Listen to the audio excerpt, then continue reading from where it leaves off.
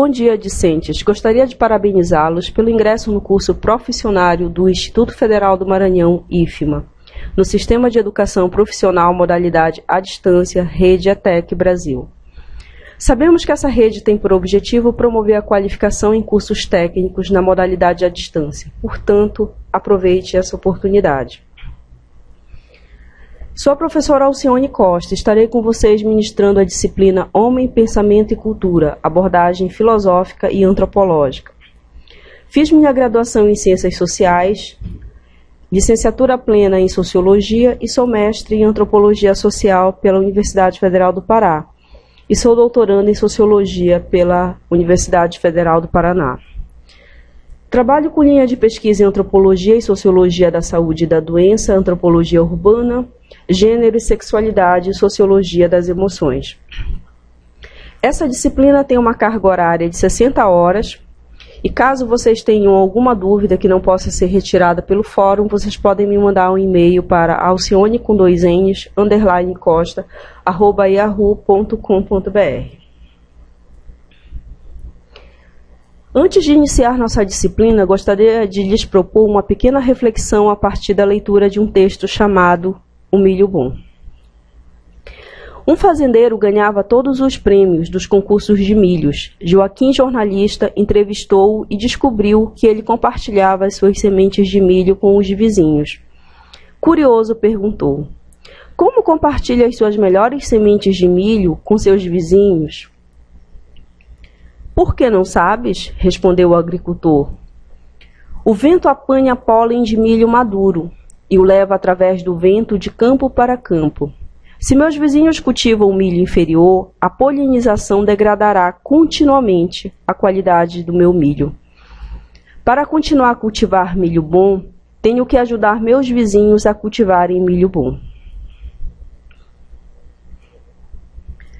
Que semelhanças podem ser encontradas entre a história e a sala de aula?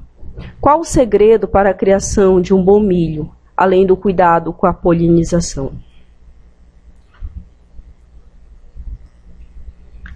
Destaco duas semelhanças importantes entre essa história e a sala de aula. A primeira, a qualidade e a profundidade das discussões e aprendizado em sala de aula depende daquele que compartilha seus conhecimentos e promove o desejo de busca de maior conhecimento entre todos. Segundo aspecto, o diferencial do agricultor de milho ganhador não é a semente, mas a qualidade e a disciplina que envolve o cultivo, sendo esta uma distinção pessoal que não ocorre sem a interdependência da coletividade em seu entorno. Então, destaco para vocês a importância da colaboração para o sucesso dessa disciplina, e ela se dá sempre que aquele que sabe mais compartilha esse saber, e ao ensinar o que não sabe, ele acaba aprendendo uma série de outras habilidades que vão fazer com que ele se torne um profissional melhor. Desejo que vocês meditem nessa história e assumam esse compromisso de produzirem os melhores frutos nessa disciplina, compreendendo que isso é uma ação que se dá em duas esferas, individual e coletiva. Então vamos começar. Esta disciplina foi planejada conforme o inventário, onde visualizamos a centralidade do processo da cidadania, que se realiza pelo uso da filosofia como ferramenta reflexiva, utilizada aqui para pensar questões e temas como ética, moral e política, a qual acontecem nas relações entre homem e natureza, nos valores culturais e na linguagem. Como objetivo geral, temos possibilitar aos alunos a compreensão acerca das questões filosófico-antropológicas, que envolvem o espaço escolar, a partir da análise, observação e interpretação das rotinas escolares, com vista a aprender a construir, desconstruir e reconstruir os conhecimentos que permeiam o espaço escolar. Mas podemos nos questionar: qual a finalidade prática dessa disciplina em um curso técnico na modalidade à distância? Destaco para vocês a questão de capacitá-los de forma reflexiva Ao fazer isso, nós estamos possibilitando que vocês tomem decisões de forma mais consequente, que as escolhas de vocês elas sejam baseadas em uma forma de pensar que é uma forma de pensar reflexiva. A disciplina Homem, Pensamento e Cultura, abordagem filosófica e antropológica, no seu título já nos informa qual a sua filiação disciplinar, no caso, a antropologia e a filosofia. Faço observação para vocês dessas imagens que, de certa forma, se referem a todo o campo de preocupação e discussão que estão explícitos dentro dessas duas disciplinas. A antropologia é a ciência do homem, no sentido mais lato, que engloba os estudos das origens, evolução, desenvolvimento físico, material e cultural, fisiologia, psicologia, características raciais, costumes sociais, crenças e etc. Essa imagem que se apresenta no fascículo de vocês, ela é uma metáfora do processo de transformação, ao mesmo tempo em que marca alguns aspectos e conceitos centrais trabalhados pela filosofia, como o conceito de devir humano. É ele que permeia todo o processo de discussão de todo o fascículo de vocês. A filosofia tem sua origem na palavra grega que significa amor à sabedoria e se firma como ciência estudando problemas fundamentais relacionados à existência, ao conhecimento, à verdade, aos valores morais e estéticos, à mente e à linguagem. A gente pode perceber a síntese desse estudo da filosofia a partir dessa imagem, quando nós consideramos diversas palavras como poder, progresso, cultura, todas essas são questões que são pano de fundo de reflexão e de entendimento da ciência filosófica.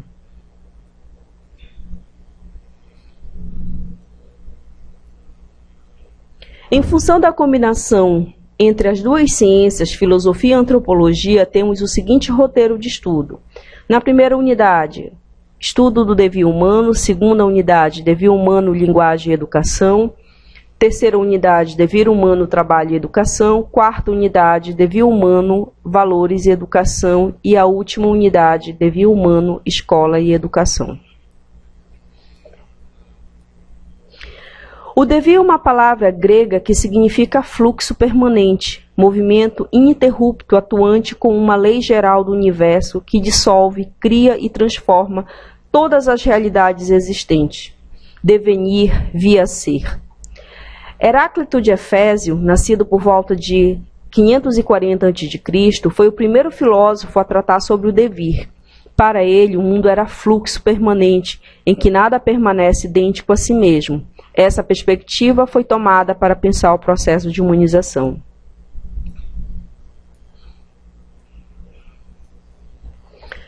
O pensamento de Heráclito pode ser resumido da seguinte forma: toda a realidade é dotada de dinamismo e o ser é a realidade do via ser. Assim, a natureza do ser humano seria uma constante transformação. Então, nós teríamos um movimento que ele é de espiral, que ele sempre está fazendo um movimento de autotransformação. Com base nessa perspectiva, podemos identificar duas questões centrais nessa unidade. Primeiro, identificar os conceitos que representam o devir humano a partir das condições em que alguém se faz, se chama e se sente humano. Compreender as relações entre homem, natureza, cultura e as práticas sociais. Tudo isso pode ser sintetizado a partir de uma simples pergunta: como nos tornamos humanos? Para compreender o que é o devir humano, devemos primeiro saber quais as características do ser humano. A primeira característica é que o ser humano é um produto histórico e não pode ser analisado apenas como natural, ou seja, enquanto biologia e instinto. E nem tampouco como ser isolado e adaptado e apartado de uma realidade social. Sua principal característica é sua natureza contraditória, ambígua, estável e dinâmica. Isto é claro quando observamos a natureza do nosso pensamento e sentimentos. Somos capazes de amar e odiar na mesma intensidade e no mesmo momento.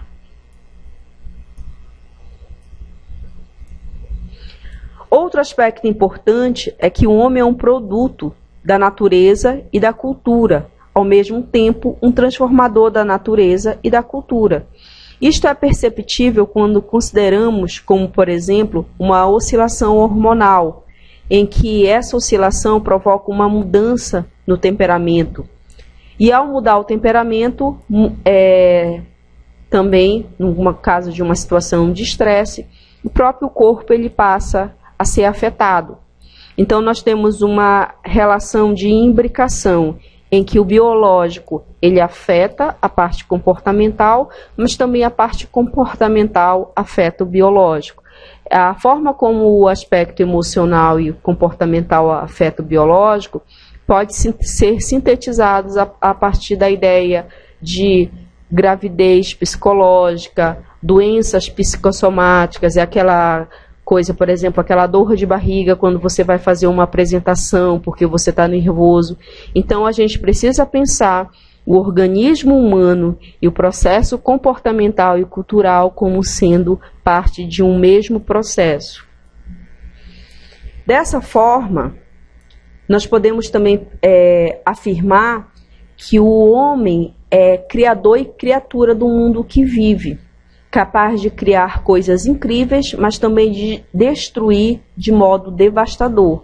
Aqui nas duas imagens nós temos a criação de uma cerâmica, que seria um objeto decorativo e estético, e ao mesmo tempo nós temos a imagem de uma baleia sendo carregada, em que o sangue vai sujando toda a cidade. Então a gente percebe isso como um elemento de atrocidade. Essas duas coisas é possível porque o ser humano ele é o único produtor de cultura, é o único capaz de dar sentido e significados diferentes e contraditórios à sua ação. Mas qual a natureza da cultura? De forma genérica, o comportamento humano é diferente dos outros animais, graças às características da mente humana, do sistema nervoso central e do psiquismo, que faz do homem um ser biológico e cultural ao mesmo tempo. De forma genérica, a cultura pode ser definida como modos de vida e de conduta, e de formas de criatividade por meio das quais a sociedade se exprime e se realiza como ponto de vista, com seu estilo de vida. Um exemplo disso, a fome. É um fator biológico, mas pode ser satisfeito de acordo com a cultura de cada local. Por exemplo, se você morar na Ásia, provavelmente quando você olhar para essas iguarias como o cérebro de porco, sua boca vai encher d'água. Ou então, se você for um chinês e você olhar para um churrasco de cachorro, isso vai te dar um apetite fantástico. Mas o contrário, como você é brasileiro, provavelmente você vai ter nojo em relação a esses alimentos e por conta disso você vai preferir ficar com fome do que comer esses dois alimentos. E a gente sabe historicamente que o resultado dessa alimentação se deve aos hábitos culturais que foram desenvolvidos em cada uma dessas sociedades. Então nós precisamos pensar a cultura como uma complexa teia que se estende por toda a vida social. Ela se expressa primeiro como tudo o que é aprendido através da socialização ou endoculturação, que no caso a gente está vendo aqui nessa característica, tudo o que é aprendido através da endoculturação. Ela se reproduz a partir da comunicação e da linguagem, que no caso é essa teia, aqui que ela levanta, que cria dimensões gerais e específicas. No caso, quando a gente fala geral e específica, a gente está falando de grupos sociais. Todos nós falamos o português, a língua portuguesa. Mas cada região tem uma forma diferente de pronúncia, uma forma específica de som de pronúncia. Então, é isso que dá o sentido de geral e, ao mesmo tempo, específico, que caracterizam a cultura.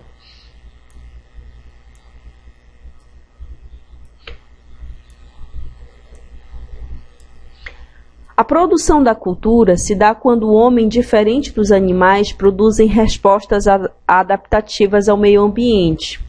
A forma como essas respostas são construídas criam diversidade cultural. Para a gente entender o que são essas respostas adaptativas, vamos pensar nessa imagem em que um homem, por si só, é incapaz de carregar essa pedra. Mas ele utiliza-se, através de artifícios, como dessa alavanca, para fazer a suspensão dessa pedra. A esse mecanismo adaptativo que nós vamos dar o nome de cultura. Esse mecanismo, ele varia de sociedade para sociedade. Por exemplo, a questão do frio. Nós temos os lapões e os esquimós. Os lapões são habitantes do norte da Europa. Para eles sobreviverem ao frio, eles pegam peles de animais e fazem tendas e se abrigam dentro delas. Enquanto os esquimós, que são habitantes do norte da América, eles cortam o gelo e fazem uma casa, chamada de iglu, e forram essas casas de pele, ou seja, respostas diferentes a uma mesma condição que é o frio.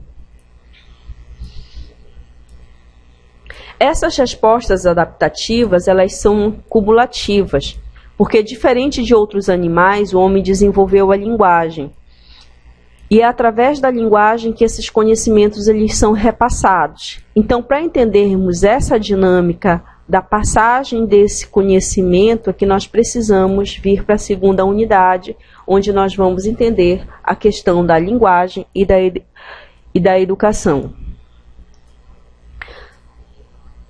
Nessa unidade, vamos identificar os principais conceitos que envolvem linguagem, compreender a importância da linguagem para o devir humano e identificar o trabalho como modo de produção de transformação social. Para tal unidade, devemos nos questionar se todos os animais se comunicam, por que só o homem fala e escreve? Para respondermos essa questão, precisamos pensar na engenhosidade da linguagem. A linguagem surge como uma dimensão fundamental para o ser humano. Possa desenvolver a linguagem, é necessário que ele tenha 3 aspectos: carga genética, inata, maturação física e mental e exposição ao ambiente cultural. Por exemplo, uma pessoa que aos 5 anos de idade não seja submetida a um ambiente em que exista a linguagem, provavelmente ela não poderá falar para o resto da vida, embora ela tenha todas as condições fisiológicas e mentais para desenvolver a linguagem. A linguagem humana é fundamental para o devir humano, pois cria uma intervenção abstrata que, pelo uso da palavra, situa-nos no tempo, criando assim a perspectiva histórica, dado a capacidade infinita de simbolizar. A linguagem se apresenta como múltipla, diversa e dinâmica. Para que haja comunicação, é necessário que existam as seguintes condições: um emissor, um receptor, um código, um canal de comunicação, uma mensagem e o referente. O emissor é aquele que transmite a mensagem, que pode ser oral, como no caso a palavra falada, pode ser uma mensagem de texto. O canal vai ser aquilo que possibilita essa chegada da mensagem. No caso, para que a voz ela seja emitida, é necessário que exista o ar e ele faça a propagação dessa mensagem. No caso, se a gente estivesse falando a partir de uma mensagem digital, a gente poderia estar falando que o e-mail seria esse canal de comunicação. O receptor é aquele que recebe a mensagem. Então, basicamente, nós temos essa estrutura necessária para que haja o processo de comunicação. A falta de competência comunicativa de um indivíduo o leva a uma situação de estagnação, pois ela é um elemento imprescindível de transmissão de saber. Por isso, podemos definir a educação como impossível sem a relação de comunicação e diálogo. O diálogo, ele é uma condição para que haja o processo de educação. Por isso, nós vamos chegar a uma terceira dimensão do devir humano, que é a terceira unidade. Devir humano, trabalho e educação. Nessa unidade, nós vamos reconhecer a relação entre o trabalho, técnica e tecnologia. Nós vamos compreender quais as relações de alienação são estabelecidas dentro da nossa sociedade e vamos discutir os elementos desalienantes. Mas para dar prosseguimento a tal questão, nós precisamos de uma questão-chave, que é de que trabalho e de que educação precisamos. Faço essa pergunta, pois a educação brasileira está intimamente ligada ao aspecto laborativo, pois os estudos apresentam-se como degraus necessários para se ter uma profissão. Assim, a escola se configura numa espécie de fábrica de trabalhadores, onde temos no final da linha de produção ou sucesso ou fracasso. Isso daqui a gente pode ver nessa imagem. Nossa linha de produção é simples, construímos escolas, formando cidadão e criando futuro. Então, a gente tem a impressão, quando uma criança entra na escola, que ela vai passar por um processo de transformação e que, no final, será bem-sucedido se ela conseguir uma profissão e ela consiga viver de forma adequada e satisfatória dessa profissão, ou ela será fracassada se ela não conseguir um trabalho, se ela não conseguir fazer com que essa educação dê a ela condições de uma vida digna. Conceitualmente, o trabalho é qualquer atividade física ou intelectual realizada pelo ser humano, cujo objetivo é fazer transformar ou obter algo para realização pessoal e desenvolvimento econômico. Dentro dessa imagem, nós podemos observar um formigueiro e um homem construindo uma casa. Nós dizemos que somente um homem produz trabalho, pois diferente do caso da formiga, que realiza uma atividade da qual o seu instinto a programou para realizar, o homem, ele planeja, ele pensa, ele precisa de um aprendizado para ele executar aquilo que está previsto como trabalho. Então, o trabalho, ele precisa, para ser considerado dessa condição, ele precisa que haja consciência dele. Por exemplo, se eu pegar um João de barro, assim que ele nascer e colocá-lo dentro de uma gaiola, passado alguns anos, se eu soltá-lo, ele vai imediatamente fazer a sua casa de barro, sem que ninguém tenha ensinado a ele. Isto porque faz parte do seu instinto. Se eu pegar um ser humano e colocar em isolamento, jamais ele vai ser capaz de produzir alguma coisa, porque ele precisa do aprendizado. Então é isso que nos distingue em relação aos animais. Historicamente, o trabalho sempre esteve predominantemente ligado a uma visão negativa. Na Bíblia, Adão e Eva vivem felizes até que o pecado provoca sua expulsão do paraíso e a condenação ao trabalho com o suor do seu rosto. A Eva foi reservado o trabalho do parto.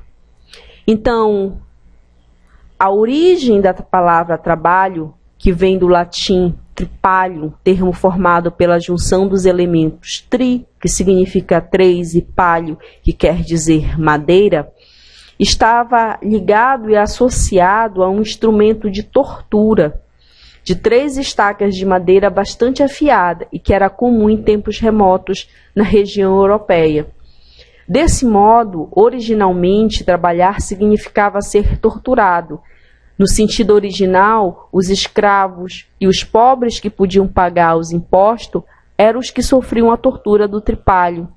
Assim, quem trabalhava naquele tempo eram as pessoas destituídas de posse. Então, a gente percebe que o trabalho, ele é uma dimensão que ele traz uma característica muito negativa. E essa característica, ela perdura até os dias de hoje. Por exemplo, quem não gosta de fazer postagem de imagens do personagem Seu Madruga, com frases como essa: não existe trabalho ruim, o ruim é ter que trabalhar. Quem faz isso principalmente na segunda-feira? Isso é um acontecimento, esse é um fato que existe na vida social, porque o trabalho se apresenta como uma dimensão central na vida do ser humano, mas sendo na maioria das vezes tomado como algo sem sentido. Por exemplo, nessa tirinha da Mafalda, nós temos o personagem conversando: tudo bem trabalhar para ganhar vida, claro, mas por que é preciso desperdiçar a vida que a gente ganha trabalhando para ganhar vida? Isso acontece porque essa dimensão de trabalho enquanto suplício é uma dimensão que sempre esteve associado aos trabalhos que a gente vai chamar braçal. O trabalho na nossa sociedade que é valorizado vai ser somente o trabalho ligado ao trabalho intelectual, às ciências, à arte. E essa é uma criação que foi constituída a partir dos romanos. No fim da Idade Média, quando a gente começou a ter a valorização da técnica, onde começou a haver a necessidade de ter um mestre para ensinar como deveria se trabalhar, a gente pode perceber que a própria origem da educação ela está ligada a esse processo. Mas o que é a técnica? A técnica torna a educação cada vez mais precisa e objetiva. Por exemplo, o termômetro mede a temperatura melhor do que faz a nossa pele. E eu posso dizer que, por exemplo, a ciência é o conhecimento rigoroso capaz de provocar a evolução das técnicas. A tecnologia moderna nada mais é do que a ciência aplicada. Os estudos da termologia dão condições para a construção de termômetros mais precisos, ou seja, eu tenho a separação de trabalho intelectual, de trabalho manual, e nesse processo de separação, com desenvolvimentos de técnicas e aprimoramentos da técnica, eu tenho o processo de ciência e, consequentemente, a necessidade de uma educação para preparar as pessoas para manejarem essa técnica. Então, podemos dizer que a tecnologia provocou profundas alterações no modo de vida humano em apenas 3 anos. Então, nós podemos perceber nessas imagens uma cidade completamente feita e construída a partir de tecnologia. A centralidade do trabalho no devir humano.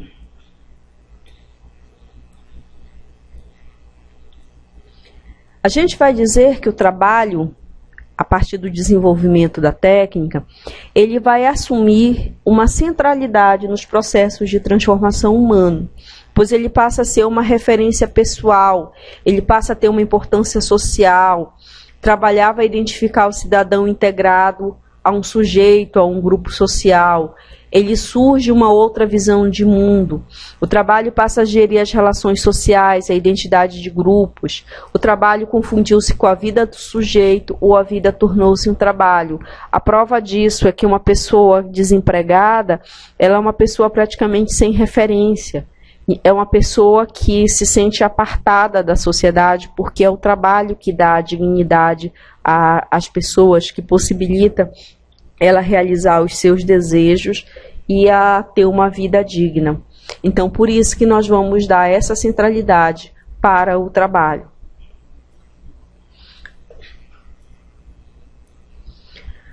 Karl Marx, economista e fundador da sociologia do século XIX, chamou de alienação do trabalho a perda tanto da consciência do produto do trabalho dos homens quanto sua negação do seu usufruto. Por exemplo, quantos trabalhadores produzem produtos que não podem consumir ou que não podem comprá-los? O processo de alienação se instala quando se naturaliza essa realidade, esquecendo-se que ela é uma construção social. Para ficar claro o que é a alienação do trabalho, esse trabalho enquanto técnica, enquanto separação de trabalho intelectual e trabalho manual, ele vai ficar tão marcado dentro da nossa sociedade que nós vamos ter pessoas que trabalham e o produto desse trabalho não pode ser usufruído por ela. Por exemplo, vamos pensar num cozinheiro que prepara comidas deliciosas, mas não tem direito a comer esse mesmo alimento. Vamos pensar naquela música do Zé Ramalho, quando ele fala do operário que constrói escola, mas cuja filha não pode estudar dentro dessa escola, que prepara prédios maravilhosos e não pode entrar nesse prédio. Então, a alienação é exatamente esse processo em que o trabalhador ele perde a consciência e o usufruto do seu trabalho. Então, aqui na charge nós temos a pessoa falando: amanhã eu me aposento, sabe o que vou fazer? Vou caminhar até o fim desta linha e descobrir o que estive fazendo nesses últimos 30 anos. Então, isso dá a clareza da falta de consciência que esse trabalhador tem em relação ao produto final do seu trabalho. A alienação é a diminuição da capacidade do indivíduo em pensar ou agir por si próprio. Então, nós percebemos a alienação em outros aspectos, como, por exemplo, na política, quando as pessoas dizem, odeio política, ou da pessoa que simplesmente, ao invés de ler um livro e buscar construir as suas próprias imagens e referências, toma tudo já dado através da TV. Então, esse faz parte de um processo também de alienação. A desalienação seria o exercício do pensamento crítico, da livre reflexão, que pode levar um homem a desconstruir a alienação. Para isso é que nós chegamos na nossa quarta e quinta unidade, que vão ser considerados como única unidade em função da pertinência e da aderência dos dois conteúdos. Então, nessa unidade, nós vamos identificar as relações do devir humano como construção da subjetividade. Nós vamos reconhecer as diferenças entre a valoração da estética, ética e da política e reafirmar a valoração da escola para a prática cidadã, identificando como a educação e a escola se relacionam na construção do devir humano. Aqui observamos uma imagem de uma criança com câncer e sem os cabelos em função da quimioterapia e a frase: valorize a sua vida, tem muita gente lutando para ter uma.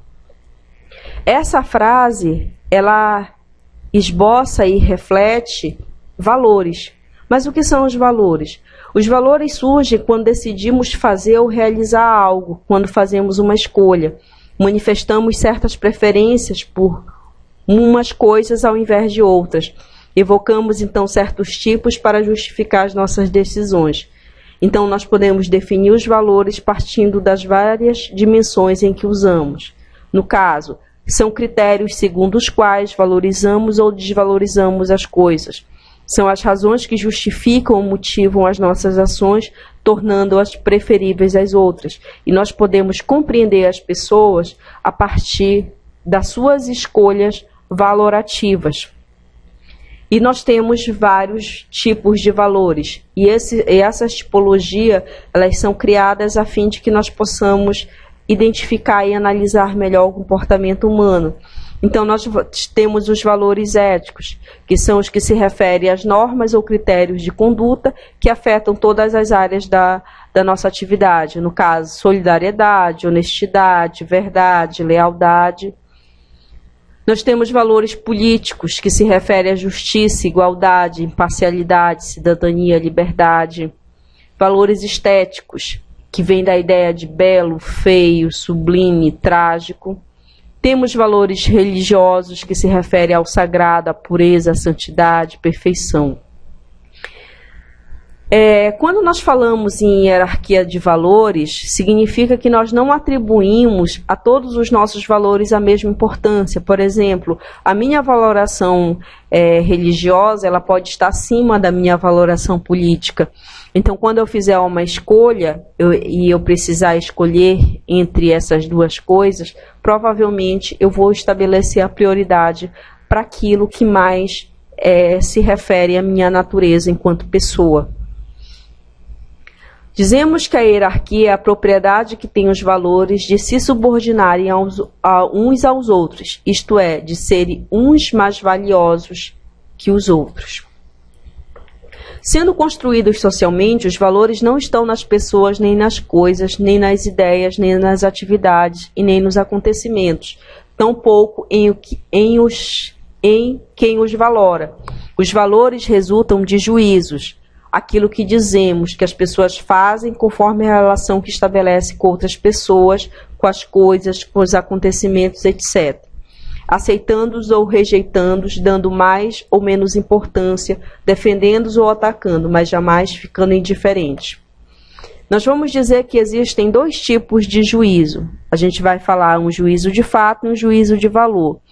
Um juízo de fato, ou um juízo de verdade, é um juízo que ele não faz valoração, ele descreve o fato em si. Então, por exemplo, eu posso dizer, esta caneta é preta. Isso faz parte de um juízo de fato. Por outro lado, quando eu falo em juízo de valor, estou nomeando a ideia de verdadeiro, falso. Eu estou colocando o meu gosto e a minha subjetividade. Então, por exemplo, eu posso dizer, eu não gosto da caneta preta. Então, nesse momento, eu emiti um juízo de valor. Quando a gente pensa na escola, a gente vai pensar a escola também como formadora de valores. Então, a importância de compreendermos a dimensão conceitual de valores e juízo advém da necessidade de percebermos a escola enquanto espaço privilegiado de produção e reprodução de valores. Por exemplo, o que se aprende na escola, como se ensina e como se aprende na escola, quem ensina e quem aprende na escola. Eu preciso tomar cuidado se o que eu estou ensinando se trata de um juízo de fato ou se trata de um juízo de valor. Para responder essas questões, precisamos primeiro compreender que, no seu sentido mais amplo, educação significa o meio em que os hábitos, costumes e valores de uma comunidade são transferidos de uma geração para a geração seguinte. A educação vai se formando através de situações presenciais e experiências vividas por cada indivíduo ao longo de sua vida. O conceito de educação engloba o nível de cortesia, delicadeza e civilidade demonstrada por um indivíduo e sua capacidade de socialização. Então, indiretamente, quando nós estamos fazendo essas atividades com vocês, nós queremos que vocês desenvolvam essa capacidade analítica de fazer esse processo de vivência da educação enquanto um espaço de cortesia, de civilidade, de busca de justiça. Então, é nesse sentido que a gente precisa pensar, sim, a escola enquanto dotada e produtora de valores. Gostaria de falar para vocês sobre a avaliação. A avaliação ela será feita em duas modalidades, a avaliação à distância, que as questões vão ser respondidas dentro dos fóruns, dentro do ambiente virtual, e a atividade presencial, que vão ser atividades conduzidas no encontros e a partir da relação com o tutor de vocês. No mais, agradeço a oportunidade de estar com vocês e desejo a todos vocês grandes aprendizados e grandes conquistas nessa etapa.